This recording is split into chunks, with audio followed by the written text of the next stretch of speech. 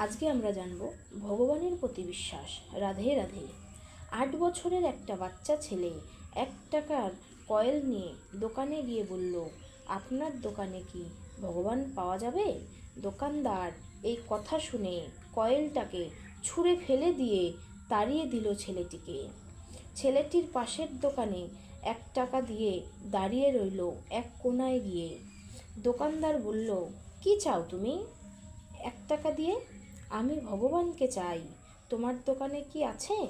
দ্বিতীয় দোকানদারও তাড়িয়ে দিল তাকে। কিন্তু অবুঝ ছেলেটি হাল ছাড়ল না। একটার পর একটা দোকানে গিয়ে ঘুরতে লাগলো।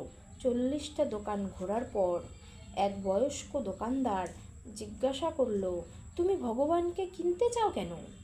কি করবে ভগবানকে দিয়ে?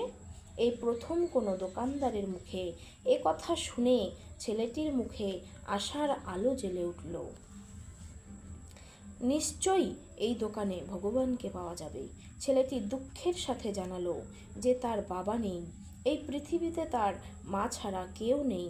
আমার মা সারা দিন কাজ করে আমার জন্য খাবার নিয়ে আসে, সেই খাবার আমার মা ও আমি ভাগ করে খাই। আজ আমার মা হাসপাতালে, ডাক্তার বলেছে যে সে আর বাঁচবে না। আমার মায়ের যদি কিছু হয়ে যায় তাহলে আমাদের কি হবে? আমি কি খাবো ও কি করে বাঁচব? ডাক্তার আমায় বলেছে যে একমাত্র ভগবানই পারে আমার মাকে বাঁচাতে। আপনার দোকানে কি ভগবানকে পাওয়া যাবে? হ্যাঁ, পাওয়া যাবে। কত টাকা আছে তোমার কাছে? ছেলেটি কান্না করতে করতে বলল, মাত্র 1 টাকা। আচ্ছা, 1 টাকাতেই ভগবানকে পাওয়া যাবে। দোকানদারের কথা শুনে ছেলের মুখে হাসি ও খুশিতে ফুটে উঠল তার উজ্জ্বল দুটি চোখ। দোকানদার দেখল বিক্রি করার মতো 1 টাকার কিছুই নেই, 1 গ্লাস জল ছাড়া।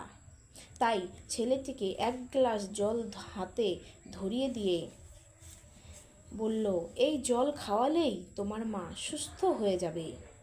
পরের দিন একদল মেডিকেল স্টুডেন্ট, ডাক্তার, স্পেশালিস্ট ঢুকলো। ছেলেটির মায়ের অপারেশন হলো। কিছুদিন পর ছেলেটির মা সুস্থ হয়ে উঠল। যখন ছেলেটির মা হাসপাতালের বিল দেখল, তখন তার মাথায় হাত রাখল। তখন ডাক্তার বলল, চিন্তার কিছু নেই, আপনার টাকা একজন বয়স্ক লোক এসে দিয়ে গেছেন, সাথে একটা চিঠিও দিয়ে গেছেন।